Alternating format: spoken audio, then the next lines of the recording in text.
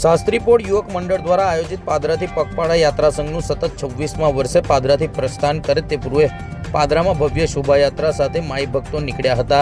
પાદરાના ધારાસભ્ય ચૈતન્યસિંહ ઝાલાએ રથનું પ્રસ્થાન કરાવ્યું હતું। શાસ્ત્રીપોળ યુવક મંડળ દ્વારા આયોજિત પાદરાથી પગપાળા યાત્રા સંઘ દર વર્ષે પાદરા નગરમાંથી પ્રસ્થાન કરે છે। સતત 26મા વર્ષે પાદરા નગરમાંથી વાજતે ગાતે માઈ ભક્તો યાત્રા સંઘમાં જોડાયા હતા। મહાકાળી માતાજીના રથ સાથે પાદરાના પાવાગઢ માટે પગપાળા યાત્રાળુઓ સંઘ પાદરાથી પ્રસ્થાન કર્યું હતું।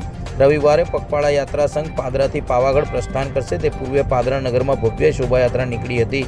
પાદરા ખાતે માતાજીના ધજા પૂજનનો કાર્યક્રમ યોજાયો હતો। પાદરાથી પાવાગઢ પદયાત્રા સંઘ અને રથનું પાદરાના ધારાસભ્ય ચૈતન્યસિંહ ઝાલાએ પ્રસ્થાન કરાવ્યું હતું। પાદરાથી મહાકાળી માતાના મંદિર પાવાગઢ સુધી પગપાળા સંઘ એ શાસ્ત્રીપોળ યુવક મંડળ દ્વારા આયોજન કરવામાં આવે છે। સતત 26મા વર્ષે આ સંઘ અત્યારે પ્રસ્થાન કરી રહ્યો છે।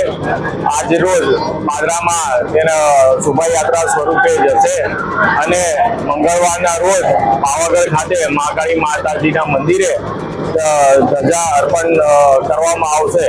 આ સંઘ ખૂબ જ જૂનો અને ખૂબ જ મોટી સંખ્યામાં ભાવિક ભક્તો આ પગપાળા યાત્રામાં જોડાય છે અને મહાકાળી માતાની જય સાથે જયઘોષ સાથે આ સંઘ આવતીકાલથી પ્રયાણ કરશે।